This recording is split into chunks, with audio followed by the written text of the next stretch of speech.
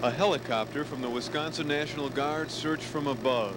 Police divers in wetsuits examined the riverbed, but still there was no sign of 18-year-old Nancy Radbill. Most films have a beginning, middle, and end. But Nancy Radbill's is not complete. The UWM sophomore was last seen Tuesday, bicycling away from her home on North 66th Street. The year 1979, and the search was on. Nancy was wearing shorts and a yellow t-shirt when she left home on Tuesday. Her parents say she had no other clothing with her and fear she has been abducted. We have a terrible feeling that she is dead.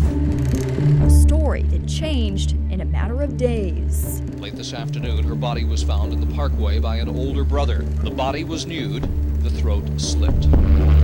The discovery provided a tragic ending to 2.5 days of intensive searching. As one ended, a new search began that is still going 40 years later for whoever struck in the Menominee River Parkway and killed 18-year-old Nancy Radbill. This spans generations at this point. On a floor dedicated to evidence from nearly every murder in the city of Milwaukee, there is something that feels so close about solving Nancy Radbill's case. The Milwaukee Police cold case detectives open it up once more. What bothers me as an investigator is knowing that the person is still out there and just hasn't been identified yet. It was July 3rd, 1979, on what is now the Oak Leaf Trail. Witnesses report Radbill was riding her bike and began talking with a man in the grass. The witness said they saw Nancy's blue bicycle laying on the grass next to her and a red Honda motorcycle near the white male that was with her. When Radbill never returned from her bike ride, her family called police. This missing girl that vanished into thin air was a huge story at the time. The red Honda motorcycle, one of few clues. Everybody that saw a little red Honda motorcycle called the police. In the days that followed, search parties led them back to that trail. Right next to the bike path, there's an embankment that leads up towards some apartments, and there was a sewer cap. And one of the participants doing a search of the area noticed the sewer cap was about 2/3 of the way off of the sewer base.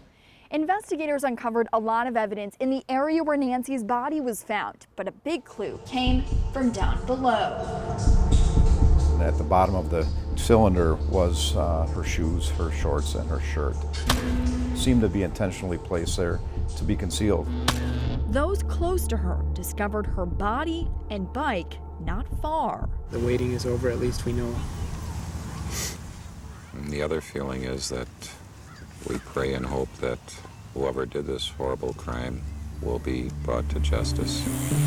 The sketch of the man suspected in her killing didn't turn up much, but what detectives in 1979 didn't know was a key piece of evidence then would help police 20 years later. So in 1999, the swabs taken from Nancy's body were sent to the crime lab, and a profile was developed that was foreign to her. The DNA was then put into a national database. I'm sure in 1999, when they got that profile, they thought it was just a matter of time before they'd have their suspect.